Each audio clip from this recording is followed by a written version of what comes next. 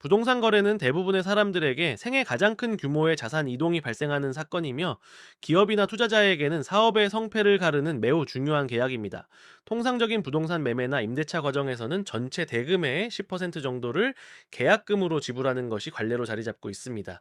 하지만 계약 체결 이후 예상치 못한 변심이나 경제 상황의 악화, 혹은 목적물의 중대한 하자 발견 등 다양한 변수로 인해 계약이 파기되는 사례가 빈번하게 발생합니다. 이때 가장 첨예하게 대립하는 지점이 바로 이미 지급된 계약금의 반환 여부입니다.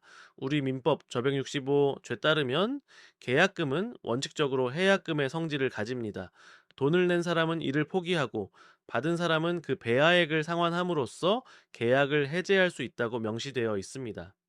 하지만 실무에서는 단순한 조문 해석만으로 해결되지 않는 복잡한 이해관계가 얽혀 있어 결국 부동산 계약금 반환 소송으로 이어지는 경우가 많습니다. 소송의 성패를 가르는 핵심 요소 중 하나는 계약의 성립 시점과 가계약금의 성격입니다. 최근 정식 계약서를 쓰기 전 매물을 선점하기 위해 소액의 가계약금을 먼저 입금하는 방식이 보편화되었습니다. 만약 가계약 상태에서 계약이 무산되었을 때 이 돈을 돌려받을 수 있는지는 계약의 구체성이 얼마나 확보되었느냐에 따라 달라집니다. 네, 대법원 판례에 따르면 매매 목적물과 대금이 특정되고 중도금 지급 방법 등에 대한 합의가 있었다면 가계약도 유효한 계약으로 간주됩니다. 이 경우 가계약금 역시 위약금이나 해약금의 성격을 띠게 되어 반환받기가 매우 까다로워집니다. 반면 구체적인 조건 합의 없이 단순히 보관의 의미로 송금되었다는 점을 증명할 수 있다면 소송을 통해 전액 환수가 가능합니다.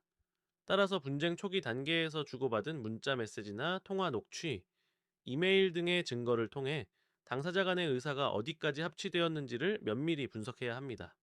또한 소송에서 자주 논의되는 쟁점은 상대방의 귀책 사유에 의한 계약 파기입니다. 매도인이 목적물의 중대한 하자를 은폐했거나 이중매매를 시도한 경우, 혹은 장음 기일이 지났음에도 등기 이전에 필요한 서류를 구비하지 않는 등 채무불이행 상태에 빠졌다면 매수인은 계약 해제와 함께 계약금 반환을 청구할 수 있습니다.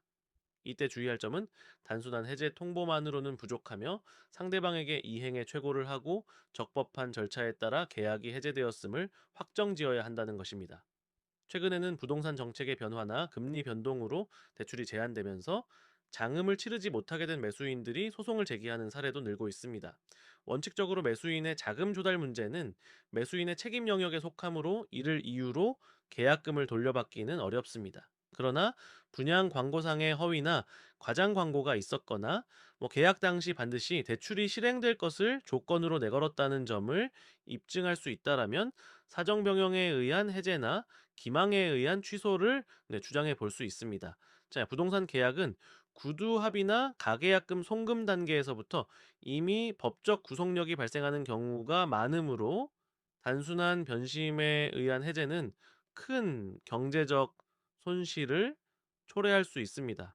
특히 반환 소송은 계약 체결 경위와 특약 유무, 이행지체의 책임 소재 등을 어떻게 법리적으로 구성하느냐에 따라 결과가 극명하게 갈립니다. 자, 분쟁 초기부터 객관적인 증거를 수집하고 철저한 법률 검토를 거쳐 대응하시길 권합니다.